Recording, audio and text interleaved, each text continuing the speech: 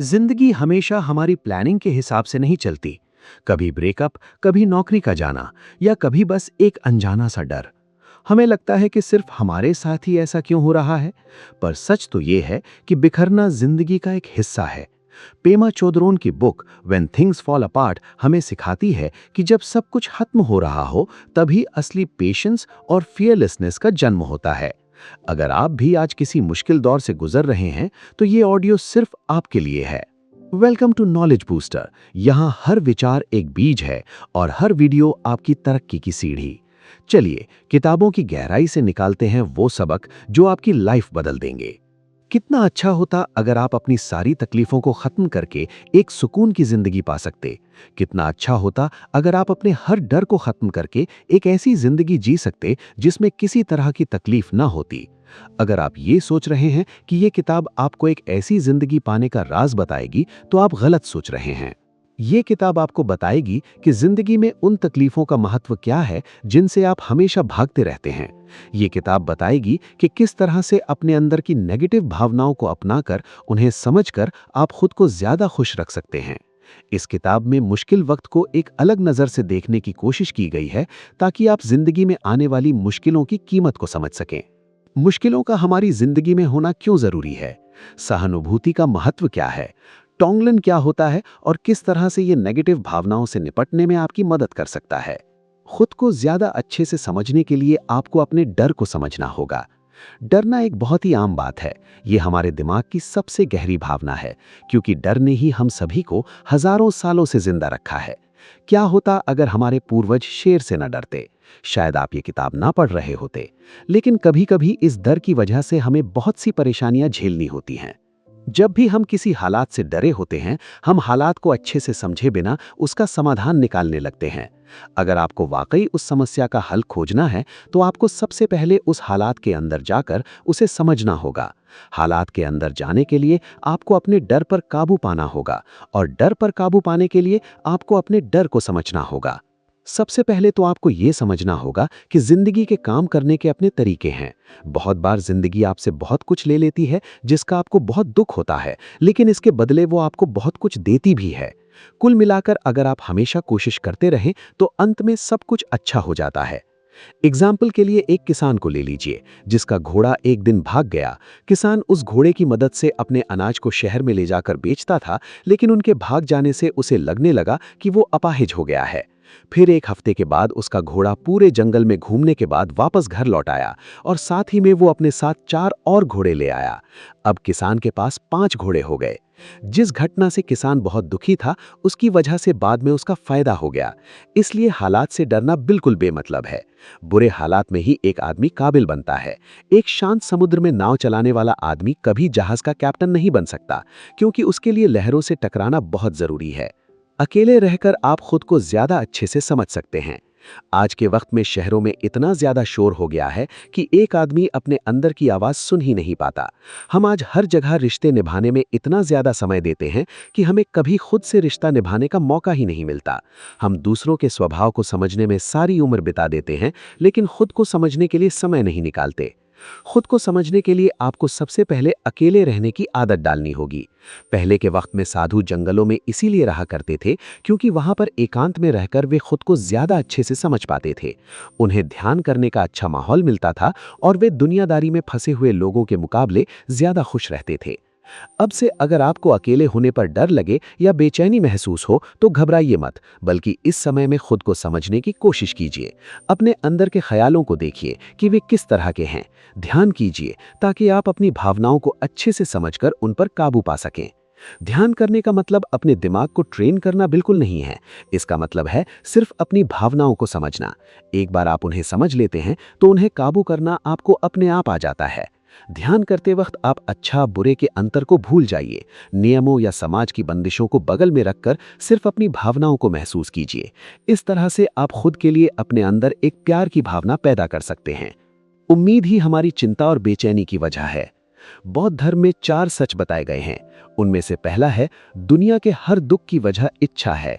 अगर आप इच्छा करना छोड़ दें, तो आपके सारे दुख खत्म हो जाएंगे। जब भी हमें कुछ पाने की उम्मीद होती है और हमें वो चीज़ नहीं मिलती, हमें दुख होने लगता है। हालांकि बहुत से लोगों को लगता है कि ये वो चीज़ है जो हमें बुरे वक्त में भी कामयाबी की तरफ बढ़ने पर मजबूर करती है, लेकिन उस बुरे वक्त की वजह उम्मीद है।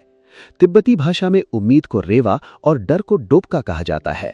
इन दो शब्दों को मिलाकर एक नया शब्द बनाया गया जो कि रीडोक है। रीडोक का मतलब किसी चीज को पाने की उम्मीद करना और फिर इस खौफ में जीना कि वो चीज हमें नहीं मिलेगी। एग्जाम्पल के लिए कभी कभी हम सोचते हैं कि काश हम किसी और की तरह काबिल बन जाते। कभी कभी किसी खास काम के नाकाम हो जाने पर हम दुखी हो जाते हैं। कभी कभी किसी रिश्ते के टूट जाने पर हमें बहुत दुख होता है। इन सभी में हम कुछ न कुछ पाने की उम्मीद कर रहे थे, लेकिन जब वो हमें नहीं मिलती तो हम दुखी हो जाते हैं। अगर आप खुद से ये सवाल करें कि आप जो पाना चाहते हैं वो आपके लिए क्यों ज़रूरी है और बिना उसके आपकी ज़िंदगी कैसी होगी, तो शायद आपको पता लगेगा कि आप जो पाना चाहते हैं वो हमेशा आपके लिए ज़रूरी नहीं है। फिर भी एक डर है जिससे हम सभी को कभी न कभी डर लगता है, मौत का डर। मौत तो असल में शांति देती है, आतंक तो सिर्फ उसके खौफ का होता है। यहाँ पर समझने वाली बात यह है कि कुछ भी हमेशा के लिए नहीं रहने वाला। आप अपनी जिंदगी में हर दिन इसे देखते आते हैं। एक दिन खत्म होता है, कोई रिश्ता खत्म होता है, कोई करियर खत्म होता है। इसके अलावा हमारी हर सांस के साथ हमारी ये जिंदगी भी खत्म हो रही है। मौत के डर के साथ आप जिंदगी का मजा कभी नहीं ले पाएंगे। इसे अपनी जिंदगी का एक हिस्सा ही समझिए। जिस तरह से हर एक सेंटेंस के अंत में फुल स्टॉप का होना जरूरी है जो बताता है कि वाक्य पूरा हो चुका है, उसी तरह से मौत ये बताती है कि जिंदगी पूरी हो चुकी है। बिना इसके जिंदगी अधूरी है।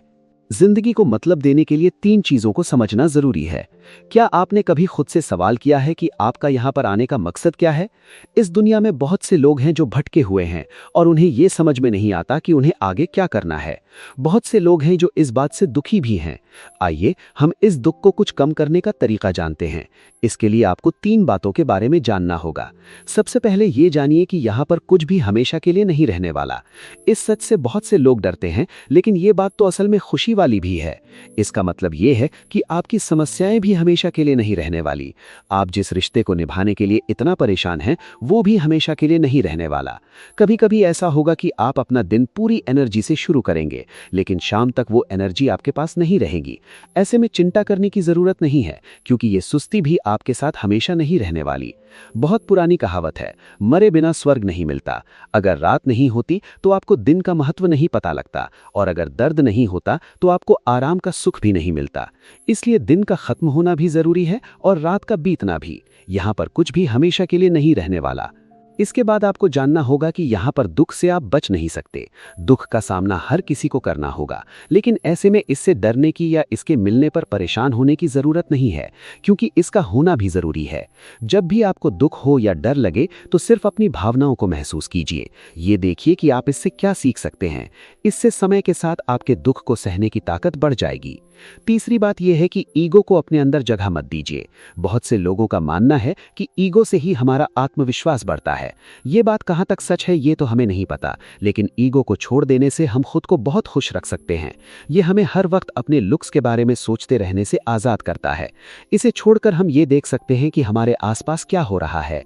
दूसरों से सहानुभूति जताकर आप अपने अंदर खुद के लिए एक गहरी भावना पैदा कर सकते हैं। सहानुभूति का मतलब है किसी दूसरे के दर्द या तकलीफ को समझना और उसे राहत पहुंचाने की कोशिश करना। अब आप सोच रहे होंगे कि किसी दूसरे को राहत देकर आप खुद को कैसे खुश कर सकते हैं। आइए देखते हैं। रोशी बेर्नार्ड ग्लासमैन न्यूयॉर्क में कुछ गरीब लोगों के लिए घर बनवाने का काम कर रहे थे। जब लेखिका ने उनसे इस बारे में बात की तो ग्लासमैन ने कहा कि जिन गरीब लोगों के लिए वो घर बनवा रहे हैं, समाज ने उन्हें काफी समय से अपने से अलग करके रखा है। जब वे उनके लिए काम करते हैं तो उन्हें अपने अंदर की उस भावना के बारे में पता लगता है जिसे उन्होंने खुद से काफी समय तक अलग रखा है। ये बात सच है। हम सभी के अंदर वो एक भावना होती है जिसे हम खुद से दूर रखते हैं और ये मानना नहीं चाहते कि वो भावना हमारे अंदर है। जब हम दूसरों से सहानुभूति जताते हैं तो हम असल में खुद को समझ रहे होते हैं और खुद को अपना रहे होते हैं। खुद पर ध्यान लगाकर आप सहानुभूति की ताकत को आजाद करके इसका इस्तेमाल कर सकते हैं। इसकी मदद से बोधिसत्व से जुड़ सकते हैं। बोधिसत्व का मतलब होता है हर किसी का दुख। इसके लिए आपको टोंगलन ये प्रैक्टिस करनी होगी। टोंगलन में आप ध्यान की मदद से अपने दर्द को आराम में बदलते हैं। इसमें सबसे पहले उस व्यक्ति के बारे में सोचिए जो कि किसी दुख से परेशान है। उसे अपने ख्याल में रखे रहिए और उनके दर्द को महसूस करते हुए सांस अंदर खींचिए। इसके बाद सांस बाहर छोड़ते वक्त उस खुशी को महसूस करने की कोशिश कीजिए जो आप चाहते हैं कि वो व्यक्ति महसूस करे। पुराने समय के 3 तरीकों को अपनाकर आप मुश्किल वक्त को पार कर सकते हैं। अब तक हमने देखा कि किस तरह से आप मुश्किल वक्त से गुजर सकते हैं, लेकिन जब मुसीबत सिर पर होती है तो कुछ भी समझ में नहीं आता। उस वक्त शायद आपको इस किताब में बताए गए तरीकों को अपनाने में परेशानी हो। इसके लिए आप पुराने समय के 3 तरीकों को अपना सकते हैं। सबसे पहला तरीका है खुद से जूझना छोड़िए। अगर आपको डर लग रहा है तो उस भावना को दबाइए मत। अगर आपको दुख हो रहा है तो उससे दूर मत भागिए, बल्कि उसे समझने की कोशिश कीजिए, उसे अपनाने की कोशिश कीजिए। ये सोचिए कि वो आपका ही एक हिस्सा है। इसके लिए आप खुद से कुछ सवाल पूछ सकते हैं, जैसे आपको किससे डर लग रहा है या आपको किस बात का दुख हो रहा है। इससे आप उन भावनाओं को अच्छे से समझ सकते हैं।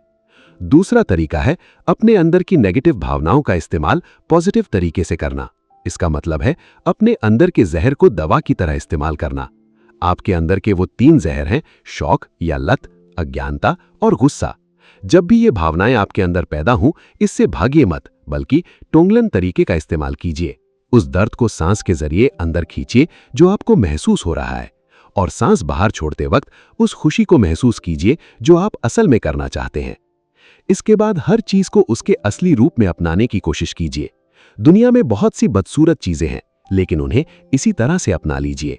ये सोचिए कि हर चीज के अंदर एक जिंदगी है और वो चीज जितनी खूबसूरत हो सकती थी उतनी खूबसूरत है। इस तरह से आप भी खुद को हर वक्त सबसे अच्छा बनाने की कोशिश करना छोड़ देंगे और खुद को अपना सकेंगे। दुनिया में कुछ भी हमेशा के लिए नहीं रहने वाला। आपका हर दुख एक दिन खत्म हो जाएगा, लेकिन उस दुख का होना भी जरूरी है, क्योंकि उसके बिना आप खुशी का असली मजा नहीं ले पाएंगे। अपने अंदर की नेगेटिव भावनाओं से भागने की बजाय उन्हें अपना एक हिस्सा मानकर उन्हें अपनाना सीखिए। ध्यान इसमें आपकी मदद कर सकता है। उस जगह को अपनाइए जहां आप इस वक्त है।